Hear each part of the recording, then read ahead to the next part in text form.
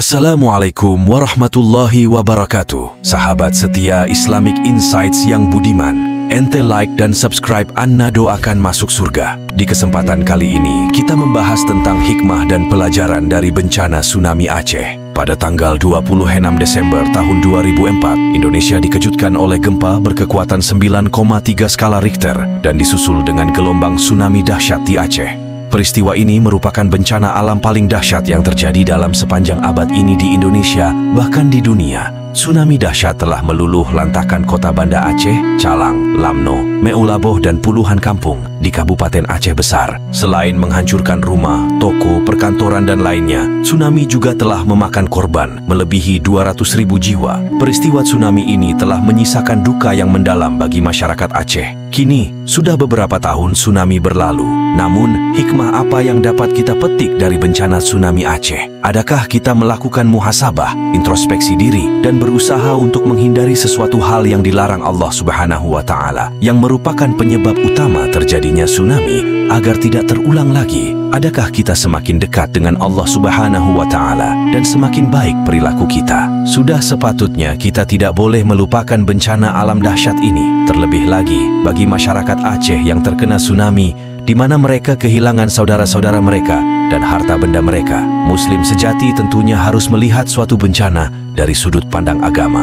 Dia wajib meyakini bahwa tsunami merupakan teguran, azab dan ujian dari Allah Subhanahu wa Ta'ala. Muslim sejati selalu mengaitkan peristiwa dan bencana alam dengan ketetapan dan kehendak Allah Subhanahu wa Ta'ala. Bencana disikapi dari aspek keimanan terlebih dahulu. Setelah itu, aspek logika atau ilmu sains. Hal ini tidak berarti menafikan penyebab bencana menurut logika dan sains berupa peristiwa alam, seperti pergeseran lempeng bumi dan sebagainya, sehingga menyebabkan gempa dan tsunami. Proses alam itu sendiri hanya merupakan proses sebab akibat atau konsekuensi logis dari takdir Allah Subhanahu wa Ta'ala. Inilah yang membedakan cara berpikir seorang mukmin dengan orang kafir. Orang kafir melihat suatu bencana alam dengan logika dan sains semata, tanpa mengaitkan dengan keyakinan agama. Adapun seorang mukmin selalu mengaitkan dengan keimanan. Tidaklah Allah Subhanahu wa Ta'ala menciptakan peristiwa atau bencana alam dengan sia-sia. Allah Subhanahu wa Ta'ala berfirman, "Maka apakah kamu mengira bahwa kami menciptakan kamu main-main tanpa ada maksud dan bahwa kamu tidak akan dikembalikan kepada kami?"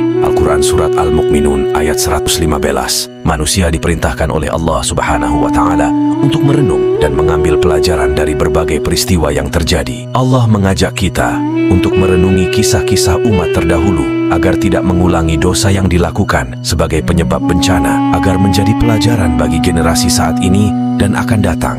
Allah Subhanahu wa Ta'ala berfirman, "Sesungguhnya kami akan menurunkan azab dari langit atas penduduk kota ini, kota Sodom, karena mereka berbuat fasik, dan sungguh telah kami tinggalkan daripadanya suatu tanda yang nyata bagi orang-orang yang berakal."